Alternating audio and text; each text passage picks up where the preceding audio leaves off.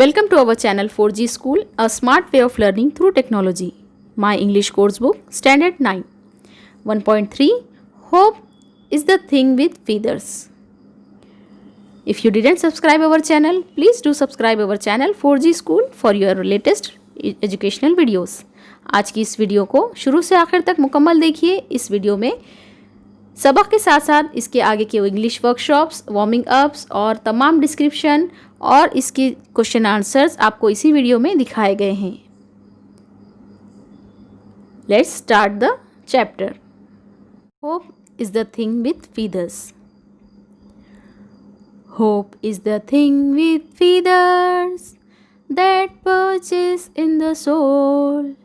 Hope is the thing with feathers that perches in the soul and sings the tune without the words and never stops at all. And sweetest in the gale is heard, and sore must be strong, that could abolish the little bird that kept so many warm. Hope is the thing with feathers that perches in the soul. I have heard it in the childish land and on the strongest sea, yet never in extremity it asked a crumb of me. Hope is the thing with feathers that perches in the soul and sings the tune without the words and never stops at all. Hope is the thing with feathers that perches in the soul. Hope is the things with feathers that perches in the soul. आइए अब देखते हैं इस नज़म का लफ्ज़ ब लफ्ज़ तर्जुमा। उम्मीद एक ऐसी चीज़ है जिसके पर होते हैं, जो रूह में रहते हैं, जो एक नगमा अल्फाजों के बगैर गाती है और ये हरगिज़ नहीं रुकती, और फिर हवा के झोंकों में बहुत प्यारी सुनाई देती है। तूफ़ान चाहे कितना ही तेज़ क्यों ना हो, जब छोटे परिंदे को परेशान कर सके जिसने बहुत सारों को पुरजोश रखा है। इसको मैंने इंतहाई सर्द मुकामात पर सुना है और एक वसी व मजबूत समंदर पर, ताहम मुसीबत में कभी नहीं इसने मुझसे रोटी का एक टुकड़ा भी मांगा। Written by Emily Dickinson. सबसे पहले हम देखेंगे इस hope is the thing with feather के थोड़ा सा ये खुलासा यानी इंट्रोडक्शन। अब देखिए इंट्रोडक्शन में, hope is the thing with feather written by the famous American poetess Emily Dickinson. ये जो है एक पोएटेस है, यानी जिस तरह से उर्दू में नज़म लिखने वाले को शायर कहते हैं, तो यहाँ पर एक लेडी है एमिली डिकिंसन, तो इन्होंने ये नज़म लिखी है, इसीलिए इंग्लिश में इसको पोएटेस वर्ड यूज़ किया जाता है। The title of the poem and the first line of the poem are the same, यानी इन्होंने जो नज़म लिखी है वो टाइटल भी जो ऊपर लिखा हुआ है उसकी नज़म की पहली लाइन भी उसी टाइटल से शुरू हो रही है। The poetess refer to the hope as a bird. ये जो पोएटेस है इन्होंने होप यानी कि उम्मीद, इस पर जो है इन्होंने नज़म लिखी है, और बर्ड को जो है उन्होंने एक उम्मीद की तरह से जोड़ा है। The central idea of the poem is the role played by hope in our lifes. According to the poetess, hope the little bird that nest in our soul, keeping us going even in the most difficult of times and demand nothing in return. The rhyme scheme of the first two stanza is A B A B, यानी इस नज़म में rhyme scheme जो है पहले दो stanza में A B है, whereas in the third stanza it is A B B, और थर्ड स्टांजा में जो है इसकी राइमिंग स्कीम बदल गई है जिसमें A और 3 बार B और B हैं। Here the poetess convey a universal truth very poetically. Yes, hope sing most sweetly when we face the most difficult of time. Here the poetess used the figure of speech, that is personification. The lifeless and abstract idea of hope is portrayed as a living little bird.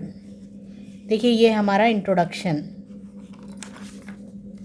अब देखेंगे हम ये नज़म का warming up यानी chit chat.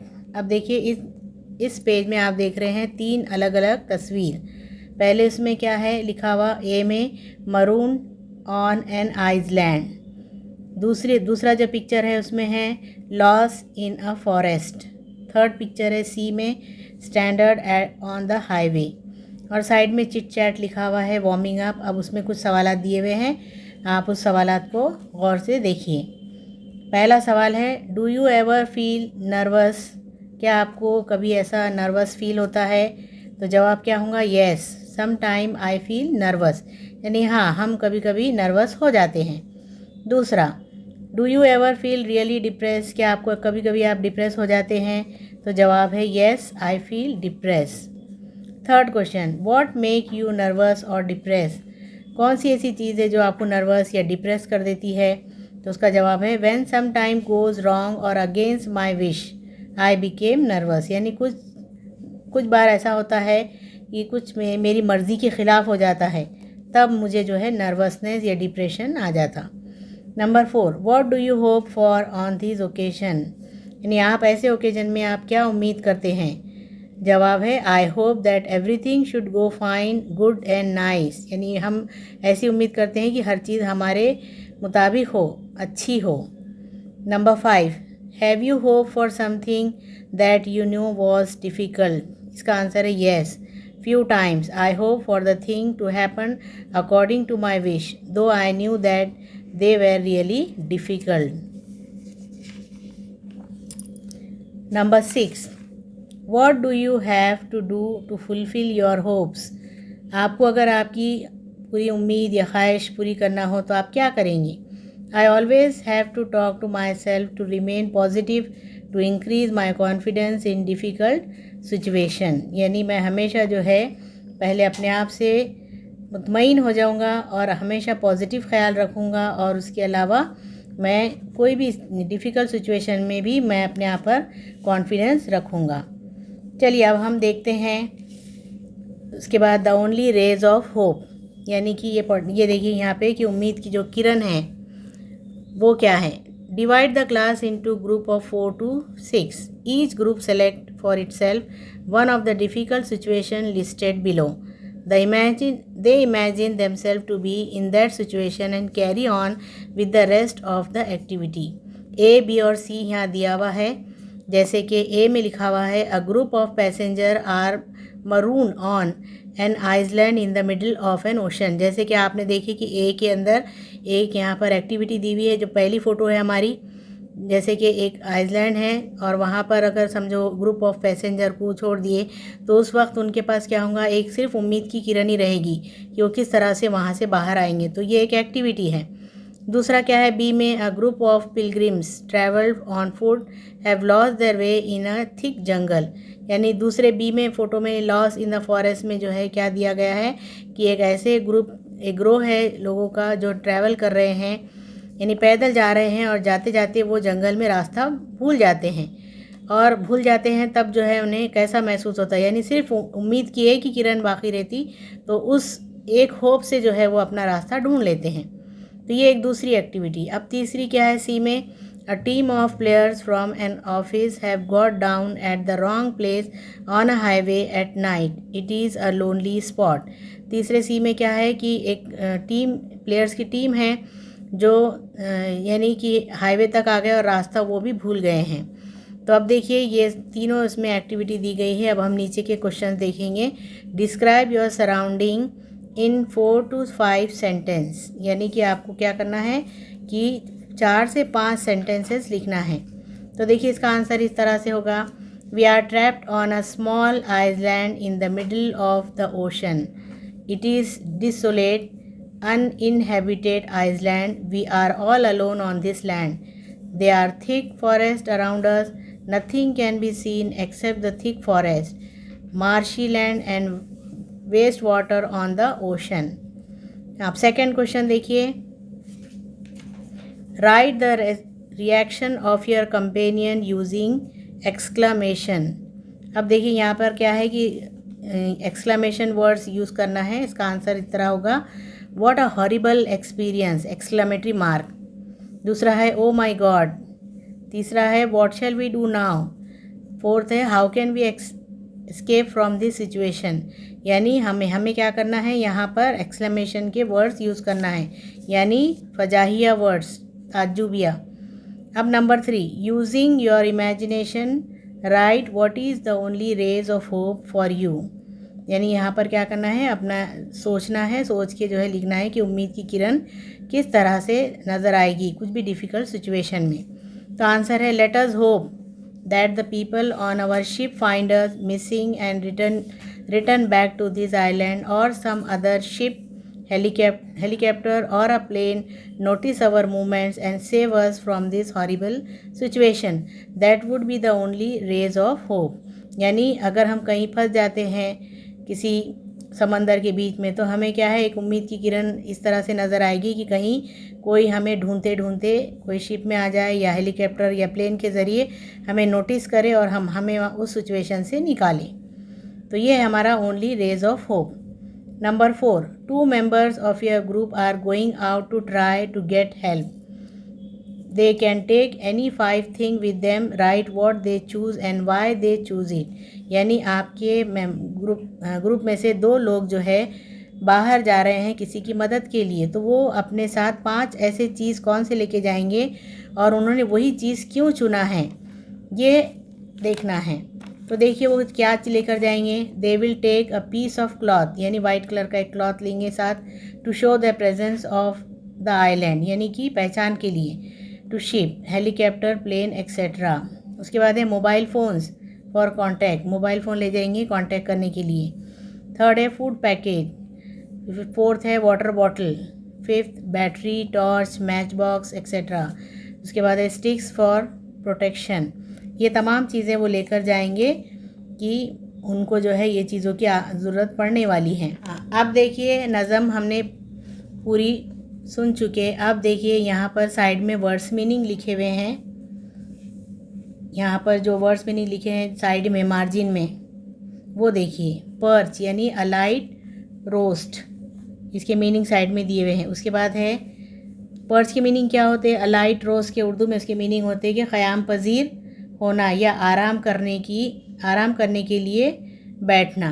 उसके बाद है गेल की मीनिंग क्या है, वेरी स्ट्रॉन्ग वाइन, यानी यहाँ पर स्ट्रॉन्ग के मीनिंग क्या दिए हुए हैं कि बहुत ख़राब मौसम या तूफ़ान।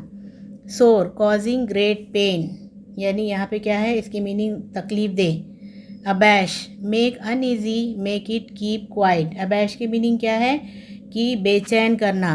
इस तरह के वर्ड्स मीनिंग हैं। अब नीचे देखिए एक क्वेश्चन है, थिंक, डिस्कस एंड आंसर।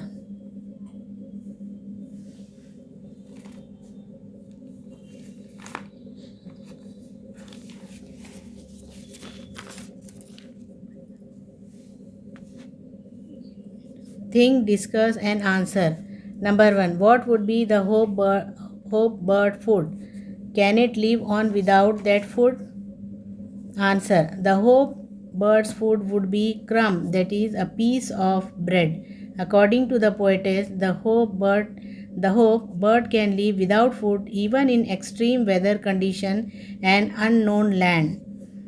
अब देखिए उसके बाद जो है और नीचे वर्ड्स मीनिंग है, chill land, here it means the most difficult circumstances.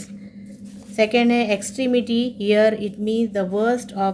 अब देखेंगे हम इंग्लिश वर्कशॉप में सबसे पहले है फर्स्ट मैच द कॉलम। अब देखिए मैच द कॉलम है ए और बी। अब ए में है होप। अब इसकी जो है इसकी मीनिंग क्या है, होप, यानी यहाँ पर एमिली डिकिंसन ने जो है होप के जो यहाँ पर होप किसके साथ जोड़ा है, बर्ड के साथ, तो इसका आंसर है एफ, बर्ड। सेकेंड है गेल ऑब्लिक स्ट्रॉम, तो उसकी जोड़ी क्या है, toughest time in life. Third है कीप वार्म, इसके मीनिंग क्या है, प्रोवाइड कंफर्ट, ई। उसके बाद चिलेस्ट लैंड, इसका आंसर है ए, डिफ़िकल्टीज एंड प्रॉब्लम। नंबर 5 अ क्रम, इसका आंसर है सी, अ वेरी स्मॉल बिट। अब देखेंगे हम second, use the proper form of the verb in each line. देखिए ये एक्टिविटी बहुत आसान है, इसमें आपको सिर्फ और सिर्फ जो है यहाँ पर ES और SE लगाना है जो वर्ड अंडरलाइन किया हुआ है। अब देखिए hope is the thing with feather, that perch, अब इसको ब्रैकेट में लिखा हुआ है इन द सोल, ये जो वर्ड ब्रैकेट में है इसको आपको सिर्फ ES लगाना है तो आंसर आपका हो जाएगा। क्या होगा answer? That perches ES in the soul. उसके बाद सेकेंड, एंड सिंग ऑब्लिक में इसमें ब्रैकेट में the tune without the word, तो इसका आंसर क्या होगा? इसको हम S लगाए तो सिंग्स हो जाएगा, तो आंसर होगा and sings the tune without the word. Third, and never stop at all, stop को ब्रैकेट में लिखा हुआ अंडरलाइन किया हुआ है, इसको लगाना है S, तो ये हो जाएगा and never stop at all. तो ये हो गई हमारी वर्कशॉप का सेकेंड। अब लीजिए third, read the example and fill in the blank in the same pattern. Example, sweet, sweeter, sweetest.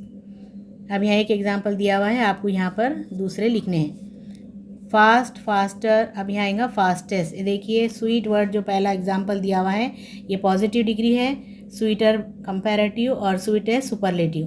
तो इसमें जो है सेकंड में ER यूज़ होता है और थर्ड में EST। तो दूसरा है फास्ट, फास्टर, तो यहाँ फास्टेस्ट EST लगाना है। उसके बाद high, higher, highest, great, greater, greatest, warm, warmer, warmest. अब साइड में slow, slower, slowest, low, lower, lowest, bright, brighter, brightest, cold, colder, coldest. अब बी में देखिए एग्जाम्पल एक दिया हुआ है, एग्जाम्पल स्ट्रेंज, स्ट्रेंजर, स्ट्रेंजेस्ट। अब बाकी के आपको लिखना है, तो क्या आएगा? ब्रेव, ब्रेवर, यानी आपको ER जोड़ना है वहाँ पे, brave, braver, bravest. Second, simple, simpler, simplest, close, closer, closest. उसके बाद है fine, finer, finest, large, larger, largest, wise, wiser, wisest. अब सी एग्जाम्पल, फिर यहाँ एक दिया हुआ है प्रीटी, प्रीटियर, प्रीटियस्ट। यहाँ पे थोड़ा चेंज है, देखिए note the change in the last letter. आपको नोट करना है कि प्रीटी वर्ड जो है वाई, जो वर्ड आ रहा है इसको वाई को हटा के आपको वहाँ पर आई लिखना है, यानी वाई की जगह यहाँ पर आई ले लेंगे। तो देखिए प्रीटी, प्रीटियर, प्रीटियस, वाई का यहाँ पर कहीं भी यानी वाई निकल के आई लग गया और उसके साथ ER और EST, तो कैसा होगा? नेस्टी का ये वाई निकल देगा, नेस्टी, नेस्टियर और नेस्टियस।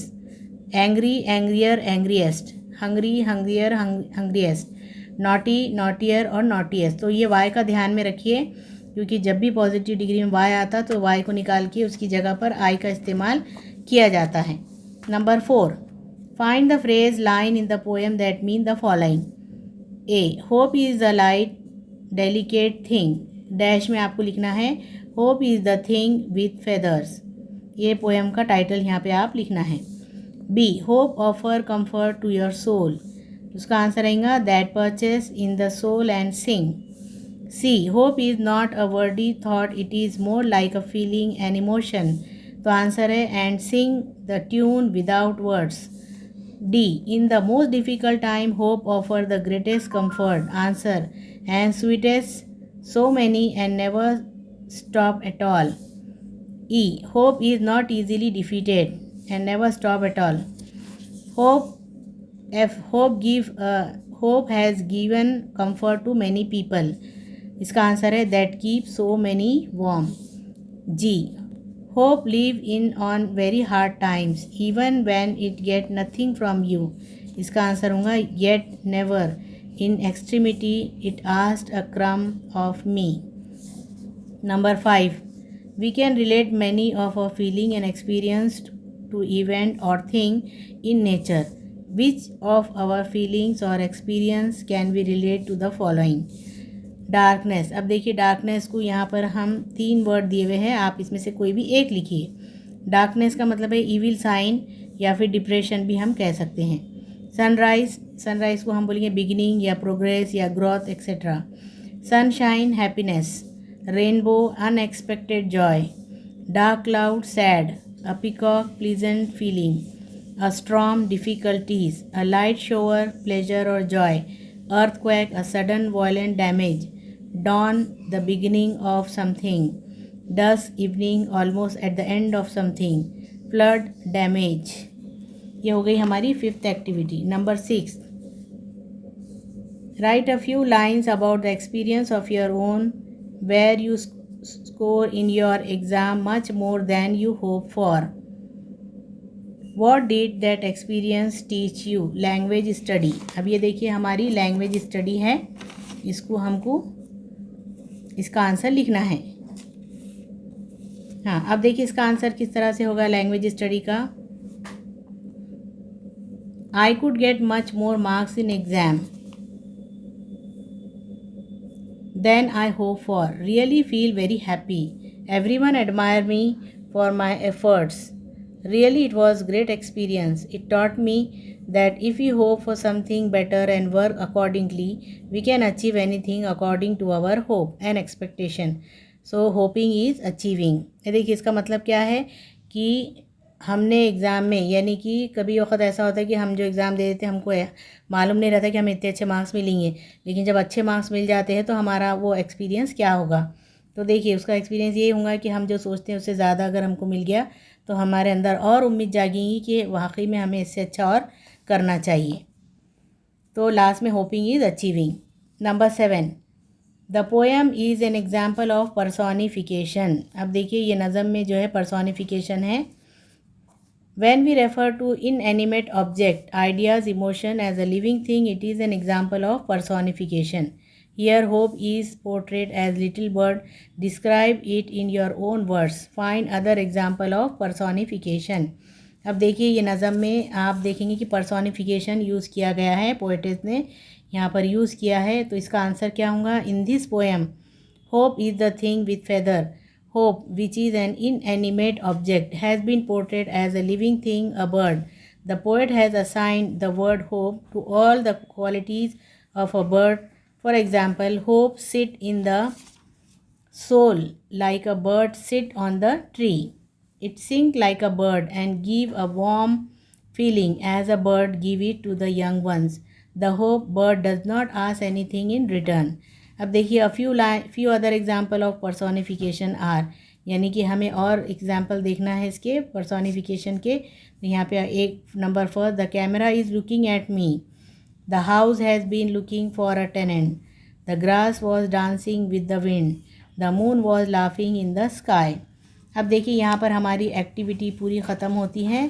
पूरे एक्टिविटीज़ जो है अपनी नोटबुक में आप उसको अच्छे से लिख लीजिए।